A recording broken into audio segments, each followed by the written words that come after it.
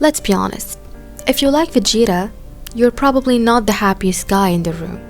And that is not an insult. That's a pattern. Vegeta isn't loved because he wins. He is loved because he loses and still stands up like nothing happened. He is not the strongest. He is not the hero. He is not even the chosen one. And yet, he is the most human character in Dragon Ball. Today, we're not here to hype him up like a TikTok edit with loud music. We're here to understand him. Because once you understand Vegeta, you start understanding yourself.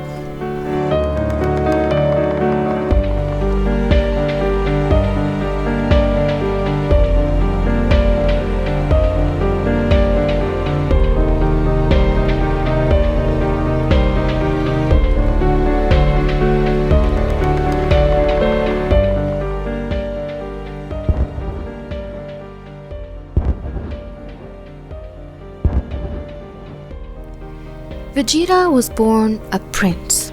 Sounds impressive, right? Except his kingdom was already dead. His planet was destroyed, his father was killed, and the man responsible didn't even care or bother to hide it. Frieza didn't just defeat the Saiyans, he owned them. Vegeta grew up knowing three things. He was special, he was powerless, and the universe did not care. That combination creates something dangerous. Psychologically, this is called narcissistic injury. When a child is told, "You're destined for greatness," but is forced to bow to someone stronger, the ego doesn't grow. It fractures. And that's Vegeta. Not arrogant because he believes he's superior, but arrogant because if he stops believing it, he collapses. That's not confidence, that's survival.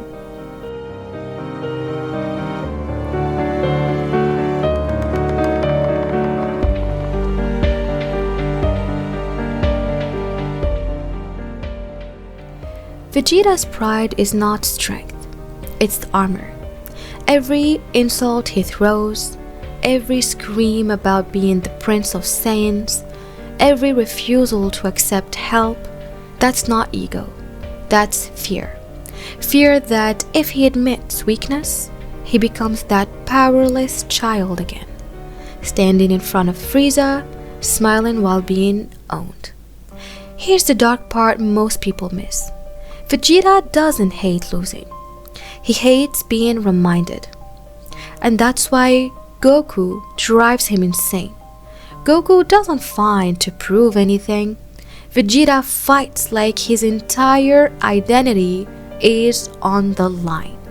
Imagine training your whole life just to watch a guy who eats too much, smiles too much, surpass you by, well, accident. And that's not rivalry.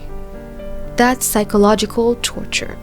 And this is where Vegeta's story separates from every other character, because someone like that can never be the hero.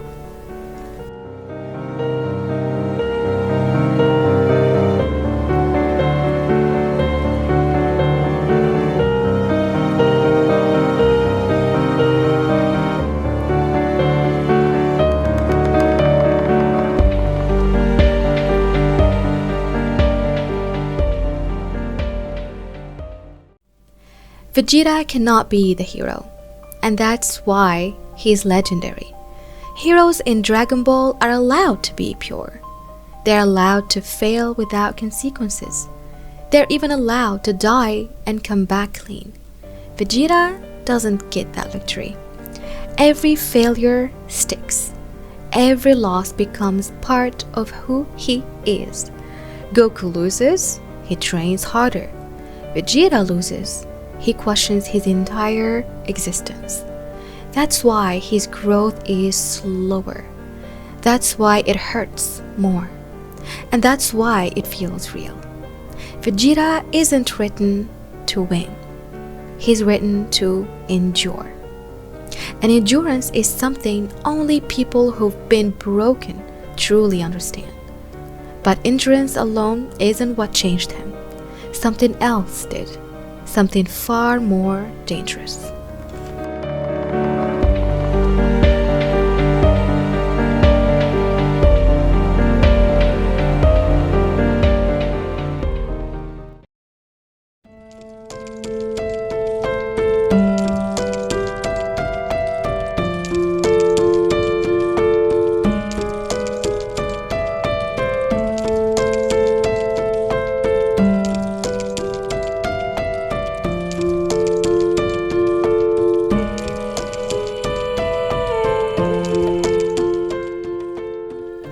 Now let's talk about what people misunderstand most. Bulma didn't fix Vegeta. She gave him something far worse, a reason to stay. Before Bulma, Vegeta was disposable. If he died, nothing ended. But after Bulma, after Trunks, now he had something to lose. And that's terrifying for someone like him. Because when you grow up with nothing, pain is familiar, but love is not. Vegeta didn't become softer. He became responsible. And responsibility is heavier than pride. That's why his sacrifice moments hit harder. Not because they are heroic, but because they are voluntary. For the first time, Vegeta chose something outside himself. That's not character development. That's character rebirth. And rebirth doesn't erase old wounds. Sometimes it makes them even louder.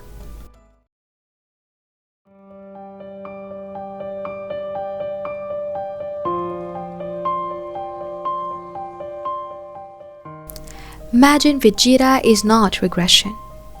It is relapse. Anyone who struggled mentally understands this. You can grow, you can heal, and still want your old pain back, just because at least it was familiar. Vegeta let Babidi control him not because he was weak, but because he was tired. Tired of pretending he was okay, tired of being second, and tired of growth that didn't even feel like winning. Imagine Vegeta is what happens when a man says, I don't want peace, I want clarity. And clarity for him meant battle, not against Goku, but against his past. That sacrifice, that wasn't redemption, that was acceptance. And that acceptance is why Vegeta lasts, why he stays with people long after the fight end.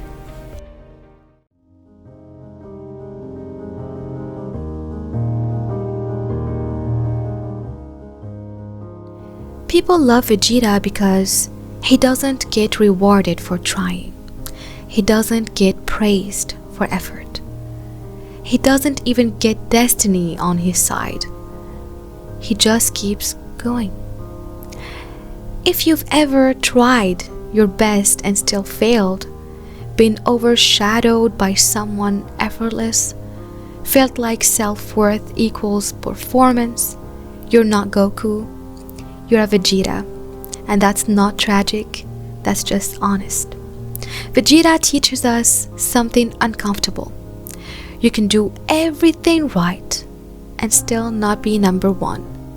And that doesn't make you worthless. It makes you real.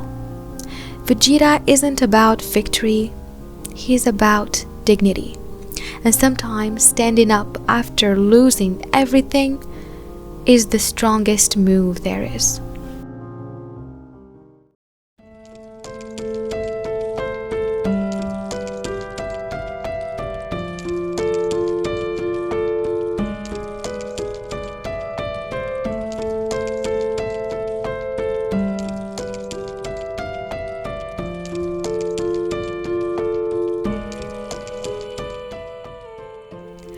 Vegeta never stopped being who he was. And that's the important part people miss. Bulma didn't erase his anger. and Trunks didn't soften his pride. What they did was give his strength weight. Before them, Vegeta's power was self-contained. If he failed, the damage stopped with him, and if he died, the story ended clean. Family ruined that simplicity. Bulma never demanded redemption. She never asked him to explain himself. She treated him like someone who was already staying. And that matters, because for someone like Vegeta, being chosen without conditions is more destabilizing than rejection. Then Trunks enters his life, and Vegeta is forced into a role he never trained for, being an example. He doesn't teach Trunks with warmth. He teaches him with presence, by staying where danger is, and by surviving when survival costs everything. And that's why his care looks distant, why his love feels indirect. Vegeta doesn't protect his family by saying it. He protects them by becoming immovable. For the first time, his strength isn't about proving his worth, but it's about making sure someone else never has to.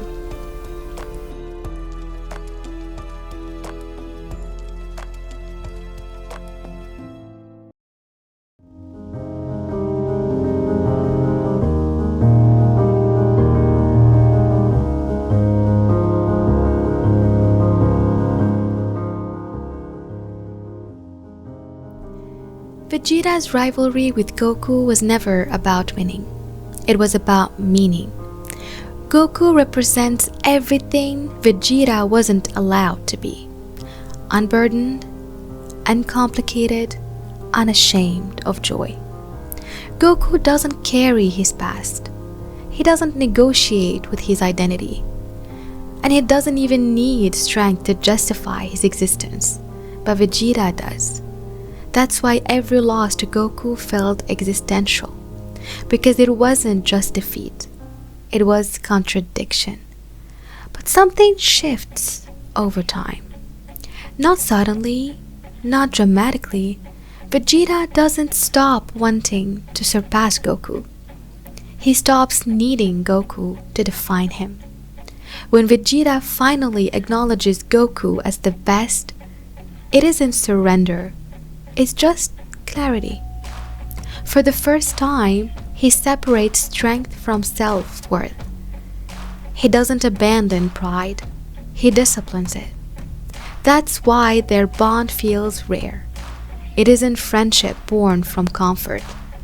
It's respect forged after resentment survives honesty. Goku doesn't replace Vegeta's purpose. He removes the lie attached to it.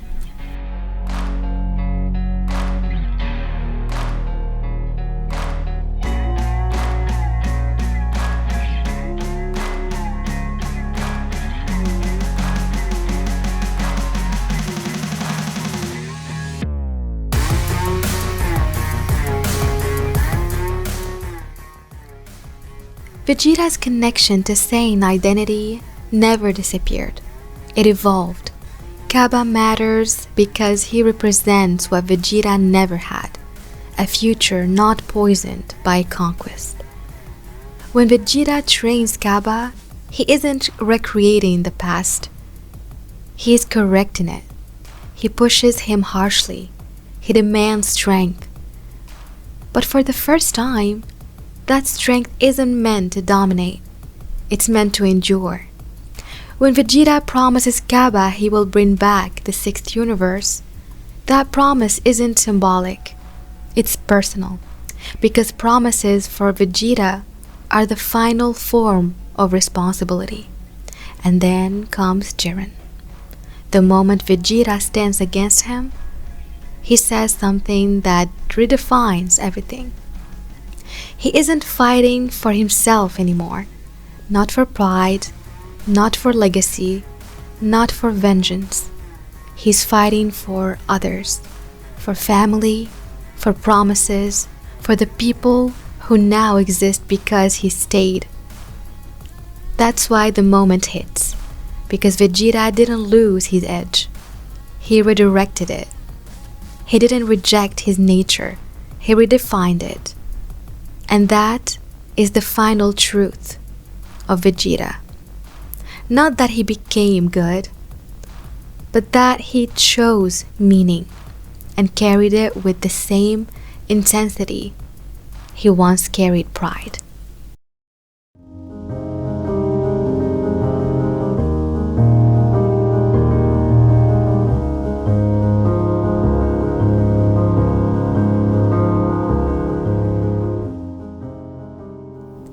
Before we end, I want to leave you with something. A lot of us connect with characters like Vegeta because they reflect parts of ourselves we don't talk about. Struggle, pressure, the feeling that you're never quite enough. If that's you, please be kind to yourself. Take care of your mind, take care of your body, and try to show yourself the patience you give everyone else. If this video resonates with you, I'd love to hear your thoughts in the comments, whether it's about Vegeta, your own experience, or what this story meant to you. Thank you for being here, stay safe, and I'll see you on the next one.